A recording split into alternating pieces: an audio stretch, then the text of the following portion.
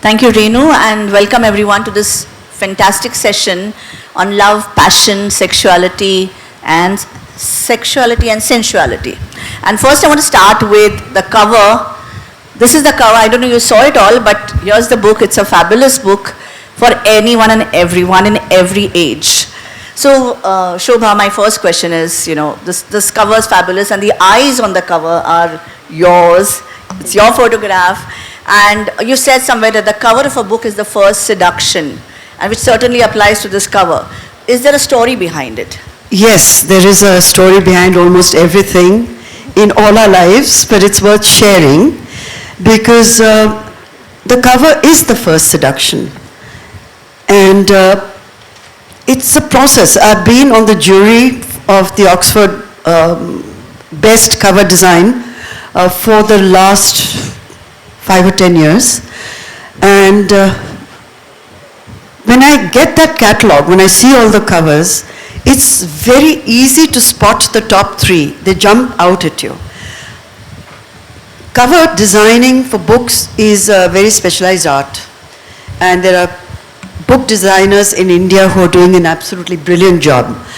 But with this cover, there was a crisis of, there are many crises, because the designer who I like very much was away on leave. The deadline was looming, and as always, the publishers are very kind, and they have a lot of faith in me as a publisher myself, as an editor myself, as someone with a sense of aesthetics and the connection to the arts. So normally, it's a very consultative process with me. So I'm very blessed. So the first few submissions were dreadful. And honestly, I go by what my family decides, particularly one daughter. She and I are very much in sync. So when the first few were sent to me, I said, how is it looking? So she said in one word, dated, the cover. Dated, and it's awful. So, it's very difficult to tell an award-winning designer that my daughter thinks is dated, and so I don't like it. Can we go back to the drawing board all over again? Then comes a question of what do you want to say with the cover? For that person to understand sensuality, has to feel it, to design it. That was a big challenge. She went again. I said, why don't we look at maybe miniatures or detailing of miniatures, because the book there I've quoted extensively from Kalidasa and people who inspire me are classical music ragas and things. I said, why don't you listen to those while you're doing the cover? That wasn't working either. Finally, they said, why don't you do you have some pictures of yourself that we can use, which is the easiest route. And most publishers, in my case, maybe because of my background as a model, they know that I will have archival pictures, which will be eye-catching. So we went through, there was an Air India calendar. I was on Air India calendars for a very long time. Not this image, another one. It just had, again, my eyes, the Air India calendar. But this is different. These are my eyes from 100 years ago, shot by a French photographer on the cover of his book on photography, which my sister Mandakini very kindly located in New York and mailed it to us. So now we have 2 copies of the book, apart from the original. So the Air India poster was very eye-catching too, literally eye-catching, because it only had my eyes, and it says, India is waiting. Beautiful, a lovely copy, lovely visual. I sent that to my daughter. She said, Mom, please. No. So, and it was a black and white. And the designer had put in a bit of red to just, make the red pop. That wasn't working either. I found this book quite by chance in my husband's bookcase. And these are karmic things. I had not planned it. I walked into my room, there was a deadline. I saw this book, I said, it's got to be here somewhere. And I looked for it, I found it. And I sent a picture, I took a quick picture on my phone and I sent the cover to the designer. And she said, bingo, we've got it. I said, but you can't really use it the way it is because it's misleading. And it's an old picture and we can't do that. Why don't you just slash the cover with however you wish to, and you can, design it whichever way you choose to. She came up with the gold slashes. She also came up with the pink inside, which I thought looked rather wonderful. The pink is beautiful. So, and the pink at the back is beautiful. I don't like the spine, which is important. The spine is always very important. I don't like this spine. Maybe in the reprint we'll do something about that. Then comes a younger daughter who sees, the older daughter says, okay, this is kind of okay. The younger daughter says, let me modify it a little. So now she gets into the act because she's much smarter on apps and things like that. So she kind of played around with it a little bit. Then came the mouth. I mean, since you're asking if you're interested, because it's really very important how a cover happens. Most people don't know how it happens. So the younger daughter fixed a little of the, whatever they do with their apps. Yeah. We sent it back to the designer who put the gold slashes, and then she cut the top of my mouth off. And I think a mouth is very important. You're showing the eyes, but for this book, it plays a very big role. So I said to her, I said, you have, maybe you can take one of the slashes a little higher. So she said, maybe a millimeter. I said, yes, a millimeter would do. I said, the top of the mouth, please. And that's how the book happened, the cover happened. And then I showed it to a close associate of mine. And that person said, these are the eyes of an Afghan assassin. And I said, that's me, you got it. You got it. So I love the description. That's how the cover happened. The Afghan assassin strikes again. Amazing. Lots of teamwork and team effort from your family. Yes. And they finally got the most perfect cover. Wonderful. Yeah. So I read the book and there were bits that I really loved. Bits that I want to discuss later with you also. But it's a book that takes us to the tender emotion of love, to hardcore sensuality. It's a journey of a woman, in her courtship, early courtship, her pregnancy, which you've also compared to the pregnancy of a woman, writing a book, and you've candidly shared your experiences, spoken about your children. It all comes together very easily in a very easy conversational manner, and you can feel the honesty in the book. But what I wanted to ask you was, what really prompted you to write this book? It's a subject which is bold, conventional, everything. I mean, it describes you actually in every way. So what made you write this book? Well, the book was triggered in a bit of a panic because I felt I had I'd co-edited a pretty, I think it was pretty comprehensive volume with Kushwant Singh, no less, many years ago. It was called Uncertain Liaisons. It was about the same topics that I've treated in a much more personal way. That had contributory essays from psychologists, from people who study the arts, who commented. In those essays are academic and brilliantly written, psychoanalysts, but the topic was exactly this. The changing India. How are we comfortable with ourselves, with our sensuality, with our sexuality? Are these conversations that we refuse to have because of squeamishness or hypocrisy about a subject which actually, in a country like ours, which is so ready for, and has always been, for centuries, we have celebrated sensuality in all its richness. Our weather contributes to it across India. Our colors, our music, our dance, our spices, our food, our interrelationships. We have Telugu women poets writing centuries ago the most beautiful sensual erotic poetry. What happened in between? The Mughals celebrated sensuality in all its beauty. The miniatures, the food, the clothes, everything. I'll tell you what happened. Then the British happened. The British happened and out went our own tradition, our own celebration of ourselves as we are. And we were left with a sense of British prudery, a kind of denial of the senses, a Victorian morality, and an ambience which is as bland as British cuisine. We forgot everything that was ours. And I was hoping through this book to nudge the younger generation to maybe think about the past and to think about themselves much more than they are doing right now.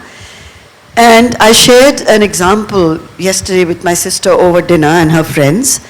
That also gave me, in a way, the sense of why this book had to be written, needed to be written, to remind ourselves of so many things that we have lost. Just being in a relationship which has depth and poetry in it, which has magic and mystique. Not every relationship can be blessed in that way, but certainly we can be aware of it, aware of the beauty around us. So I was having a chat with a young 29-year-old girl, and we were discussing actually cocktails. And she talked about a gin that she had just enjoyed. It's called the Samsara Pink Gin, and I believe it's from Jaipur. I'd not heard of it. And she loved it, and she said, oh, you must try it. And I will be going to Jaipur very soon, next week. She said, you must get back a bottle. That was the conversation. I said, how? She said, oh, I said, how did you discover the gin? So she said, oh, a guy I hooked up with invited me home and served me this gin, and I just loved the gin. I said, did the gin lead to anything more? So she said, but of course, that was the whole point. That's why he called me home. I said, do you remember the man's name? She said, no, but I remember the gin. This is the reality. This is today. So we are really, in a sense, why not? Why not? So a lot of young podcasters who've talked to me about the book are on many levels intrigued, many levels captivated by what I'm saying about romance and love and beauty in all its forms. But they're absolutely baffled. It's a different universe. I have always embraced change because I like change. I think we can learn so much from the young. We can learn so much from their world, much more than anything that we can impart to them. So I'm always tuned in to what they're saying to me. So the Samsara gin will forever be associated with Pune, and an insight that I received when I wasn't even looking for that insight. So this is the change. I've always tried to chronicle change. And this book was because I wanted to also chronicle the change I see, the change within me, maybe a search within myself. Am I losing out on my own sensual, better self? Am I seeing things that maybe are unpalatable, but around which we need to definitely engage and have conversations? And if the readers, the young readers in particular, who are wondering what's wrong with her, why is she talking like this, but they're also feeling a sense of loss. They also tell me that we didn't even know the word courtship itself, courtship, or the word suitor, which I've used quite a lot in the book. The word lover, which I've also used a lot in the book. They said these words are not known to our generation. What is courtship? Who is a suitor? Who is romancing us? What is romance? So I said, I asked one of them, have spreadsheets replaced bed sheets in your life? And it is true. There's simply no time for romance like we have always, in so many ways, celebrated through our literature, the world literature, through films, through cinema, through the visual arts, through dance. Like today when I was watching the two young girls doing the Shiv Tandav, to me it was so powerful, so beautiful, so erotic. Are the young seeing it in the same way? Are they seeing the girls, what's gone into that dance, what the dance represents, what Shiv Parvati represent, what Radha Krishna represent? Do they think about it, or is it that unimportant? Is everything target driven? Is it all about goals where you have to reach the next promotion, the next level? Are there lives that devoid of poetry? That was why I wrote the book. I think you've hit the right nail in the book, and all that you said, since you mentioned courtship, my next question is on that. You've talked about first love, love letters, the beauty of innocence, we're losing our innocence, and you compare it to what is happening now, like you've already said. And you've talked about music, dance, and the rain, and the food. In fact, you've called the Mumbai Monsoon your co-author. That's right, that's her co-author.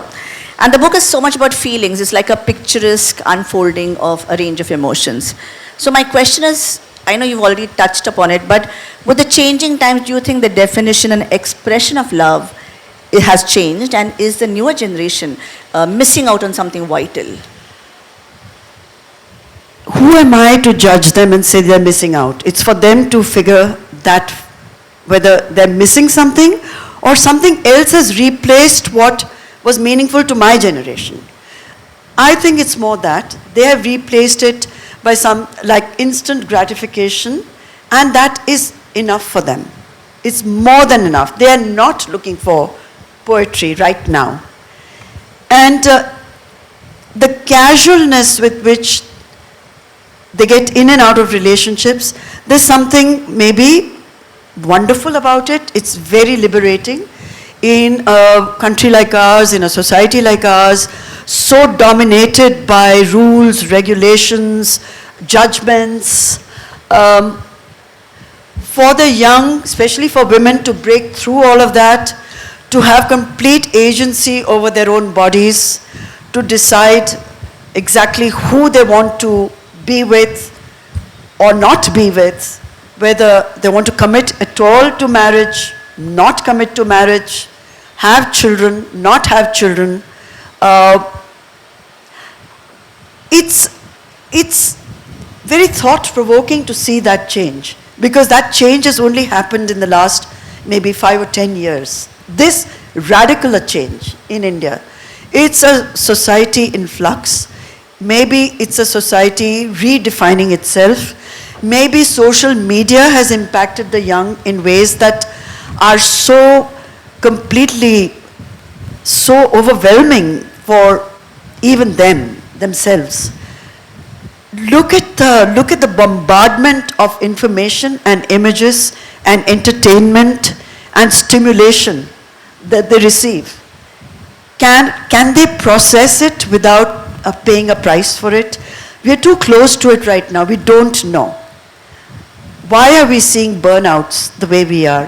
Why are we seeing so many young people giving up on life itself? Why are we seeing a mental health crisis like never before? Or did the crisis always exist, but we didn't have a name for it? Or we didn't have people to identify it as that? Why does every young person seem to be suffering from attention deficit syndrome?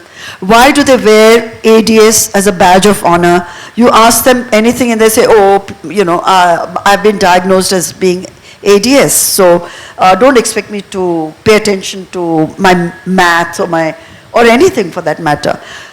Are they so reluctant to commit to anything? Not to family, not to love, not to their pets even, maybe.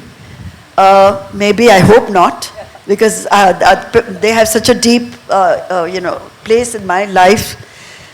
I wouldn't know what I would, life would be very different without Gongli in my life, for example.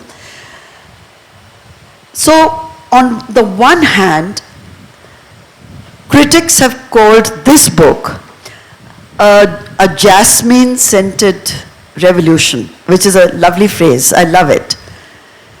I don't know that I meant to start a revolution with the book, or whether it's jasmine-scented or Chanel-scented.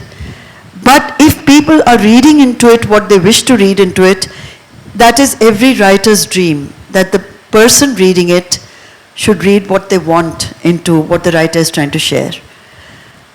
So the younger generation, the people who have read it, are responding in a very different way. Someone has called me the ecstasy aunt, which is also a nice description, why not? And I cherish every feedback that I receive, because for a writer, that's all that actually you live for. And any and every feedback, even the most critical feedback, even the harshest words thrown at you, are a part of your learning as a writer. You grow with that too, unless you go into denial and say, I don't want to acknowledge any of it. But I'm sure Jerry will agree, if he isn't working on his manuscript while I'm talking, which I think he is, or his own speech, that it is not always, it's not a path which is strewn with roses and praise and, hosannas. That's also the beauty of being in a vulnerable place. And this book is all about vulnerability on so many fronts. Vulnerabilities that maybe I had not acknowledged till the process of writing took me back to all those forgotten memories. And I think the love letters that you mentioned, the young laugh at it. They're saying, what? Love letters? Because they're only sexting. And that conveys everything. It's a communication through emojis. And new emojis are popping up practically while we're talking. There may be 1,000 more emojis to cope with. Love letters, they actually laugh out loud. I said, try it. Try cursive writing. Most people have forgotten. The young don't write anymore. They use their thumbs. But I'm sure after they read the book, they're going to all turn back to love letters and courting and the beauty of innocence. Because I have started reflecting on it again, if that's any help to you. But, you said that you've quoted Mark Twain and said that, my paper's all over the place. Wrinkles should merely indicate where smiles have been.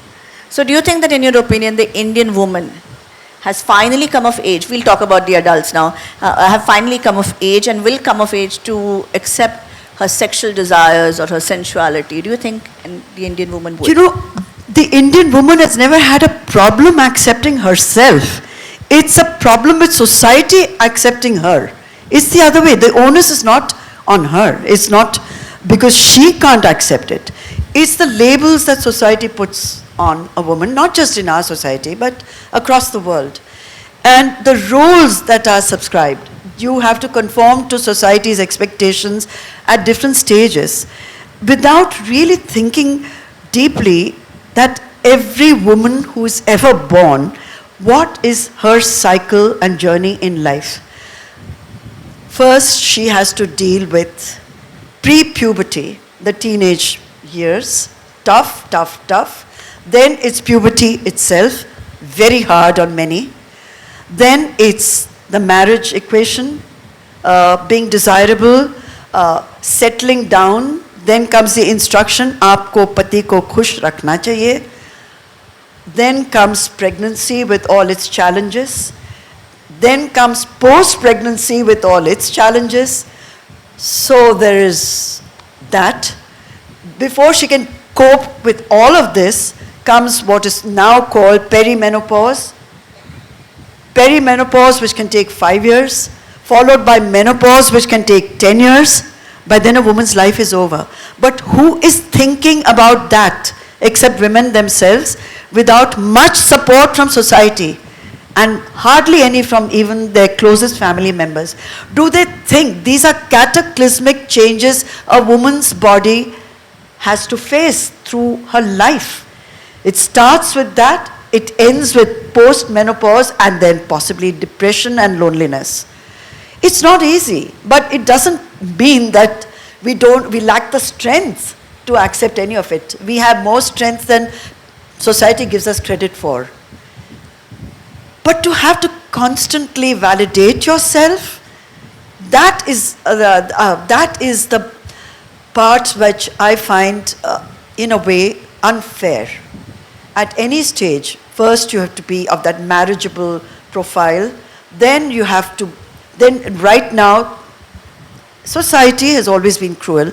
You finish with the job of producing your children, your kind of use is over. Even as a sensual, sexual person, it's considered almost, oh my God, you mean, you know what it is like to be faced with those judgments, even from your contemporaries. Or you're called an Auntie G and said, what is she trying to pretend to be younger or younger than herself? Who is she competing with? You're categorized right there. After that, you grow into a certain middle age with its own drama. The judgment never stops. And that, I find, is going to take a long time for society to not put women in those boxes, and the cage of age. I've written extensively about women and age, and the expectations of women of a certain age, the way society tries to demean women of a certain age. They turn invisible, no one really wants to, they're not seen, they're not heard. Then they're taken completely for granted within their own family structure. But I think Indian society is far less harsh, because after a certain age, you become a Maji, and you get, especially joint families, they do respect your experience. They do come to you to guide and advise the younger generation. In Western societies, it's not so at all. You see, I see some of the loneliest people I've ever seen in my life. I travel a lot. The loneliest people, the loneliest, most tragic women I've ever seen at every age are the New Yorkers. They are desperate for acknowledgement. They're desperate to be counted. They're desperate to compete, to look great, to look good. At the workplace, they face the most awful sexist comments and hostility, much more than the girls and the young women of India do, who are asserting themselves in ways which I find absolutely admirable, given how tough it is, the workplace. How does one cope with that? So a lot of my books have tried to ask these questions. I don't have those solutions. I can only tell you that nothing should stop a woman from fulfilling her own dreams. Whatever the dream may be, nothing, not age, certainly not age. So when society tries to put you down because you're of a certain age, it's time to fight back and say, you can't stop me. Wonderful. That's a good takeaway for all of us. Shobhaa, you've put in a lot of personal things in the book, personal glimpses. We get insights into your day-to-day life, and especially Mr. Day. I'm very fascinated by all your anecdotes with Mr. Day. In fact, Mr. Day bought Shobhaa 5 saris in one go in his early courtship. In the early courtship. And her mother told him when she met him that please give her a handbag which will hold her comb. So, that was just very funny. So embarrassing, I mean, she just broke the bhanda right there and then. I barely knew the guy. And he walks in and my mother says, my daughter never carries a hairbrush and she never carries a handbag. So why don't you get her a little bag in which she can carry a comb, which is like a wild gypsy woman. And I said, what a personal thing to be telling this person. I don't even know him. But he said that he blessed my mother silently because she trusted him instinctively enough to tell him this without knowing where this relationship was even headed, because I didn't know where it was headed at that point. And those 5 saris I still possess. And I still wear them because from time to time, it's a challenge round in the family. Where are those 5 saris? Are you sure you still have them? And I say, of course I have them. Tuck, tuck, tuck, tuck, tuck, 5 saris. Do you recognize them? He'd say, every one of them, yes. And I can picture you in them. So it's that kind of a marriage. And that's the season of saris. You said the season of saris continues. Yeah, it All your continues. life it's continued. Yes, it has. So, Shobhaa, you also said somewhere that Mr. Day chose to marry me. It has come with its own inbuilt hazards. Yeah. So, but you know, throughout the book, I mean, I'm in love with your relationship with Mr. Day. Okay, so tell me, would you call yours a perfect love story? Oh, far from it. We're fighting all the time. No. It's not perfect in any sense, but it's not boring. For me, the worst thing that can happen in any relationship is boredom.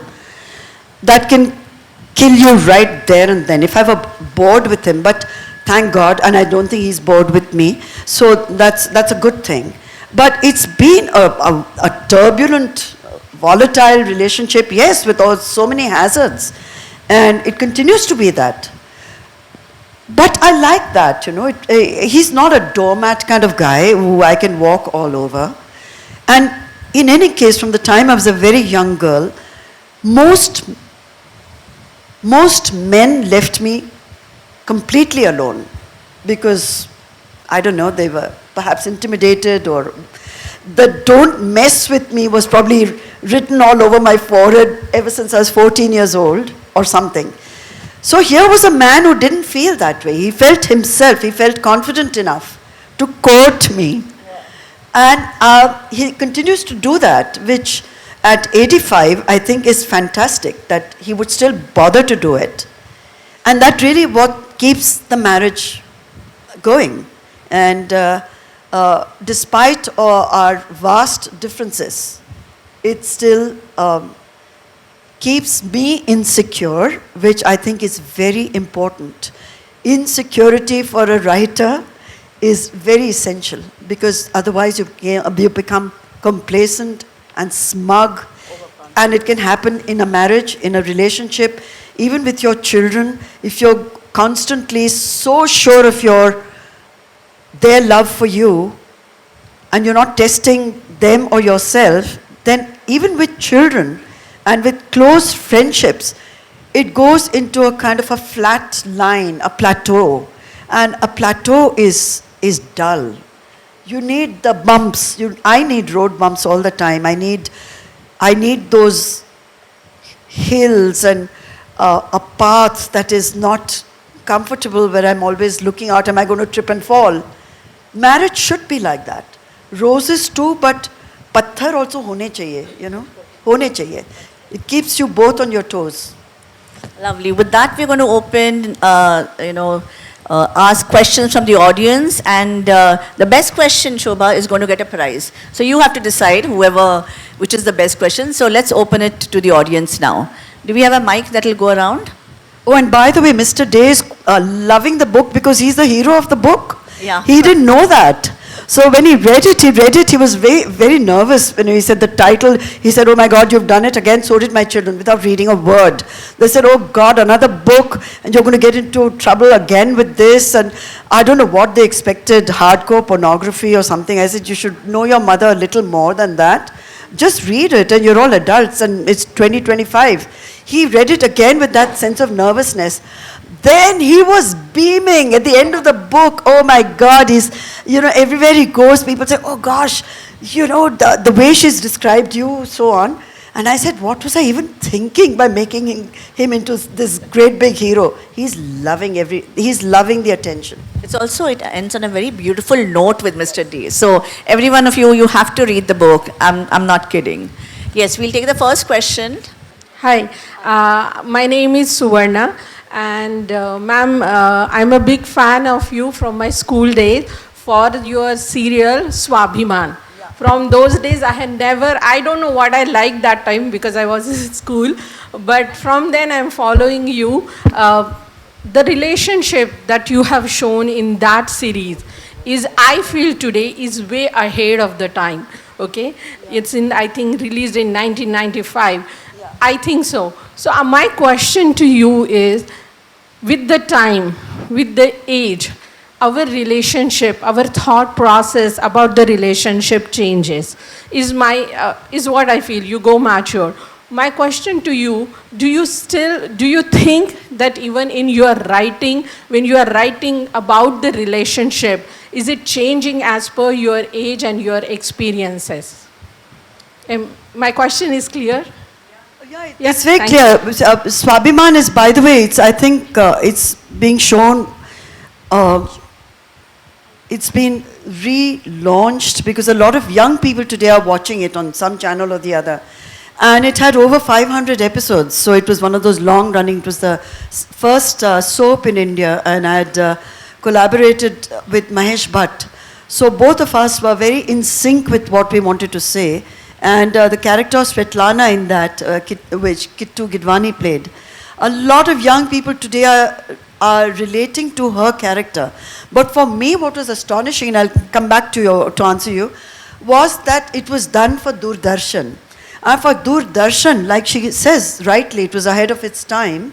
For Doordarshan, the Babus to green light Swabhiman, where the protagonist was a very assertive mistress of a powerful industrialist and his family, and how she fights the family for the rights for her two children who are born out of marriage, so they're illegitimate children. She is the protagonist fighting for her rights. It's sounding like, the Sanjay Kapoor story, which is happening right now with Karishma Kapoor and Priya, all of that.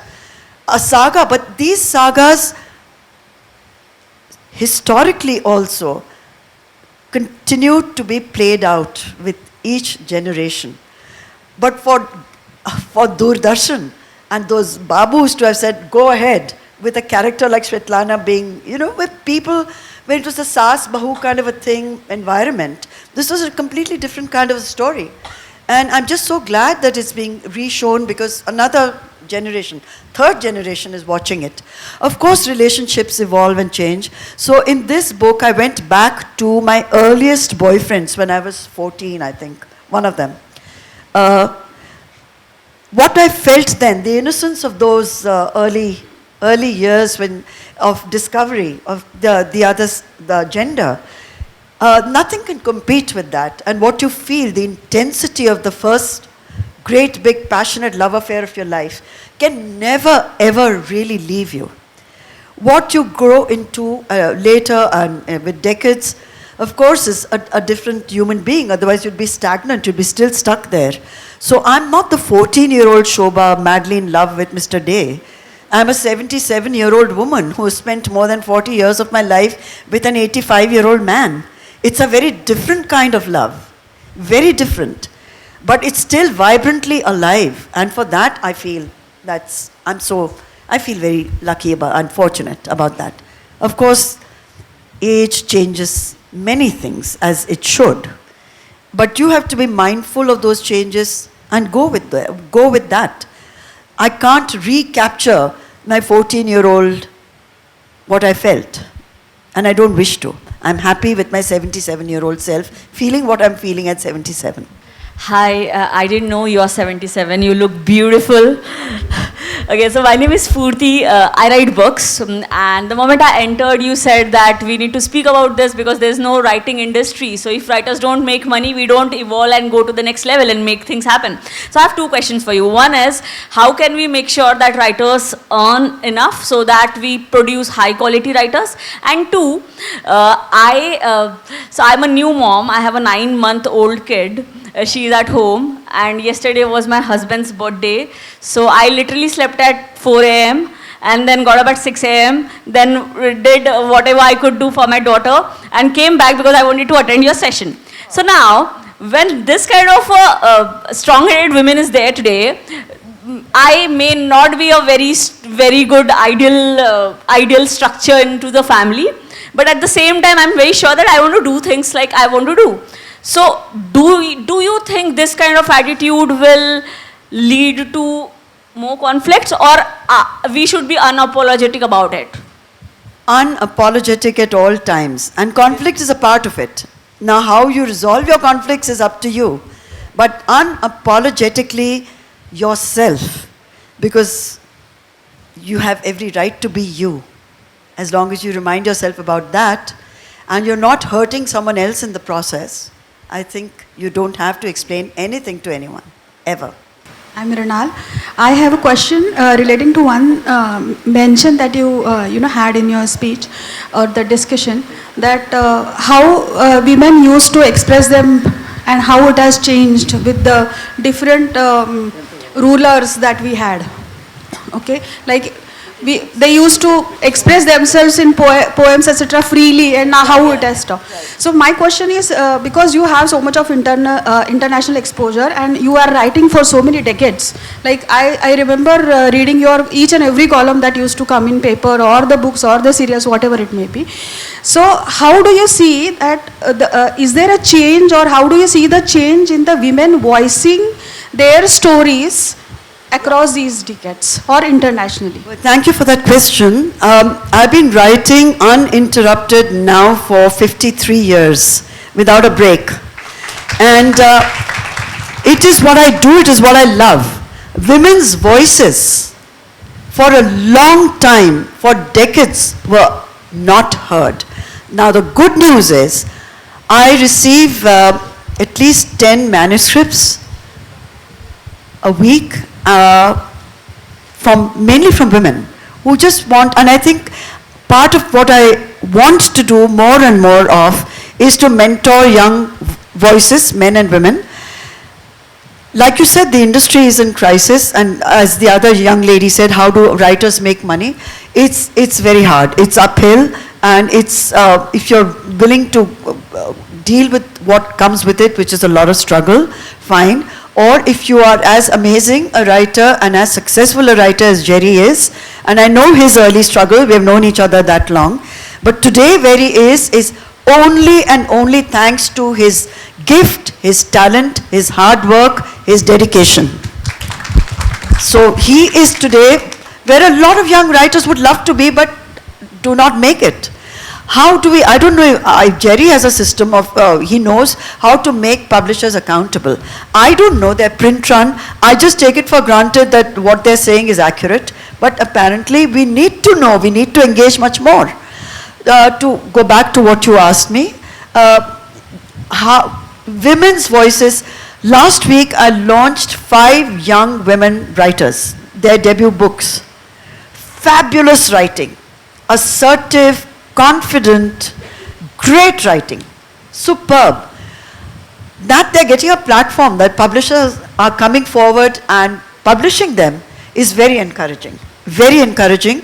So I just see this growing into something bigger going forward. When you read when our last, the Booker winner, Banu Mushtaq, for her to get Heart Lamp.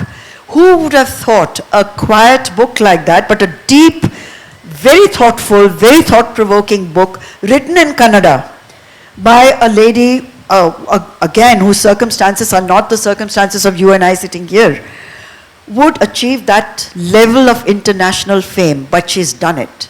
Her voice is now being heard across the world. So we should do what we want to do with all our being and not worry about anything else. Our responsibility is towards ourselves and the words we want to share, our truths. If people accept, great. If they don't, that's still our truth. Nothing can take away from that. That is a responsibility of any writer, to hold up a mirror to society, to chronicle what they're seeing around them. And that's the best we can do. And that's all we should remind ourselves of when we write. Wonderful. One last question because we are running out of time. So one quick question and yeah. Good day, my name is Christian Preinfalk, and I have been around the world in 60 plus countries. So coming back to India, I have a question. I can see certain let's say, liberations coming up, but very slowly. How long, and there is a big difference between cities and the countryside.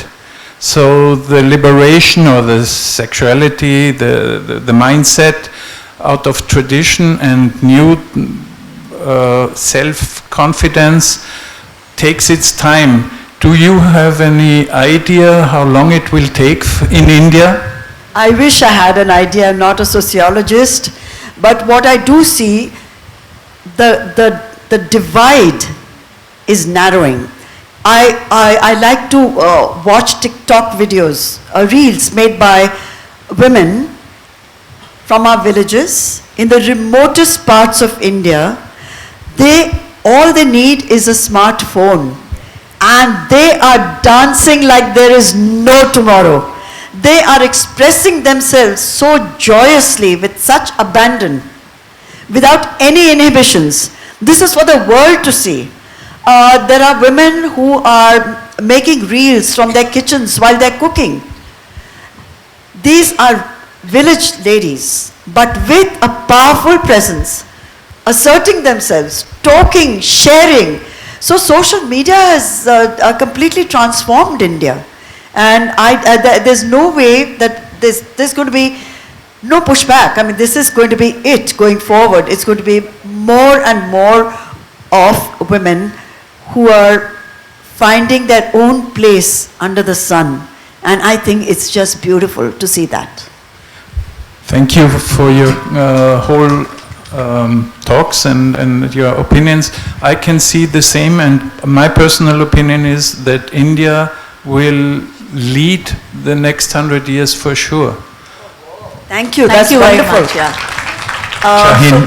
Thank you. We can't take any more questions, but I do want to close this session with. Shobhaa, you want to say something? No, I think there's some. One quick one. Yeah. Manjiri Joshi. Thank you, Manjiri, for bringing so many voices to Pune. And Shobhaji, the most admirable thing about whatever you have done so far is the courage, right? The courage to say what needs to be said. So if there's just one more thing you had to say, what would that be? To say to the world? To say to the world, maybe through a book, through any of the social No, media I or would anything. say that there is a four-letter word that I love. It's not what you're thinking. It's risk, R-I-S-K. Never be afraid of taking that risk, because by denying yourself that, you don't even know what that opportunity could have been, because you were afraid to leap into the unknown. The unknown is very attractive. Thank you. Thank you, Manjiri. Thank you, Shobhaa. But Shobhaa, I want to close the session with a quote that I borrowed. It's a tweet by Barkha Dutt, and it says exactly what we all want to say. So I'm going to repeat this. Unafraid, unfiltered, unapologetically herself, Shobhaa Day has been all of this long before the world even had the vocabulary for it.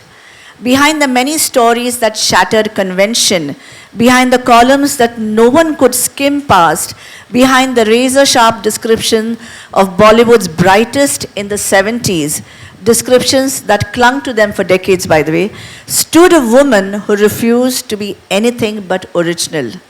More power to a woman who carved space for the rest of us, women and men, to live, think, and write on our own terms. Thank you, Shobhaa. Thank you very much for being here. Such a pleasure having you at the 13th edition of PILF. Thank you. Thank you, Ms. Shobhaa Dey and Dr. Manjiri Prabhu, for such an interesting conversation. And thank you, Shobhaa ji, for being our PILF guest.